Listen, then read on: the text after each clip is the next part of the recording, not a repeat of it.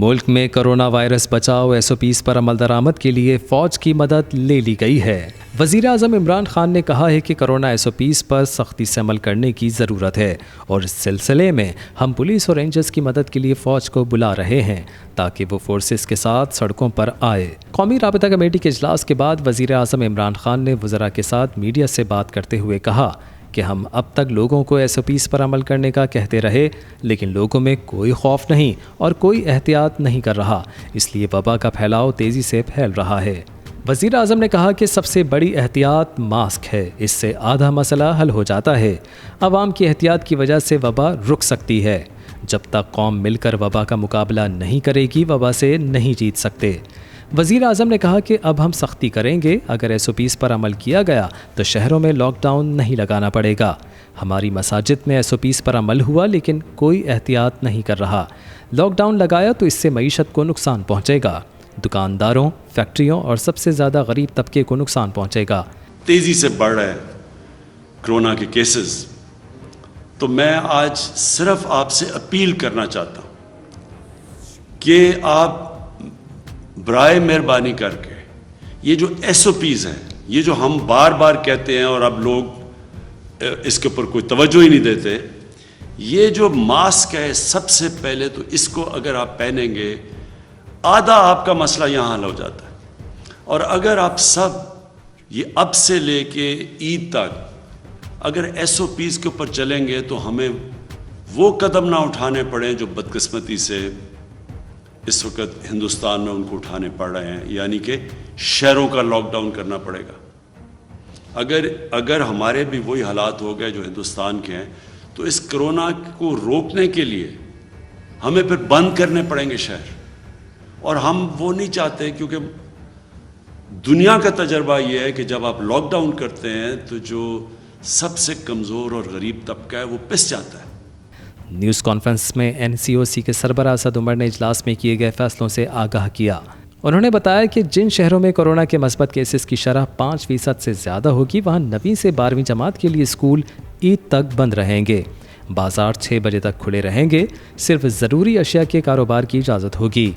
Indoor dining पर पाबंदी के साथ साथ अब आउटडोर डाइनिंग पर भी पाबंदी होगी। सिर्फ टेक अवे की इजाज़त होगी। इंडोर जिम्स पर भी पाबंदी आयद कर दी गई है। दफ्तरी औकात दिन 2 बजे तक होंगे ताकि लोग 6 बजे तक ख़रीदारी कर सकें। लोग आखिरी दिनों का इंतज़ार ना करें। दफ्तर में 50% मुलाजमीन के घरों से काम करने पर अमल दरामद जारी रहेगा। दुनिया में वायरस के फैलाव के पेश नज़र बैरून मुल्क से आने वालों की तादाद में कमी लाने की पॉलिसी बनाई जाएगी और उनकी टेस्टिंग करंतना के निज़ाम को मरबूत करने से मुतालिक हिदायत दे दी गई है।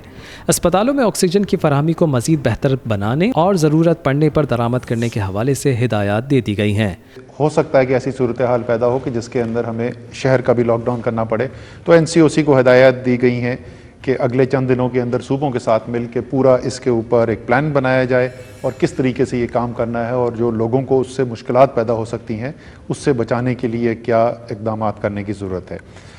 दूसरा फ़ैसला ये किया गया जी कि तमाम वो अज़ला जहाँ पर 5% से ज़्यादा इस वक्त पॉजिटिविटी है वहाँ पर स्कूल्स बंद कर दिए जाएंगे, बशमूल 9वीं से 12वीं क्लास जो है उनकी क्लासेस भी जो हैं ये ईद तक बंद हो जाएंगी। कोरोना वायरस की सूरत हाल बताते हुए वज़ीर आज़म के मुआविन ख़ुसूसी डॉक्टर फैसल सुल्तान ने बताया कि वबा की पहली लहर के दौरान इंतहाई निगहदाश्त यूनिट्स में ज़ेर इलाज मरीज़ों की तादाद 3,500 तक चली गई थी, जो कि अब तादाद 4,600 तक पहुँच गई है। इसलिए हम पिछली लहर से बहुत ऊपर जा चुके हैं। आपको याद होगा कि गुज़िश्ता साल गर्मियों में जब पहली लहर आई तो इंतहाई शदीद दबाव पड़ा हेल्थ सिस्टम के ऊपर। बहुत सारे लोग इंटेंसिव केयर में और ऑक्सीजन के ऊपर दाखिल हुए और उनकी तादाद तकरीबन 3,500 के करीब मैक्सिमम के करीब चली। ये मैं आपको बताता चलूँ कि इस वक्त जो आज की ये जो फिगर है ये 4,600 से ऊपर है।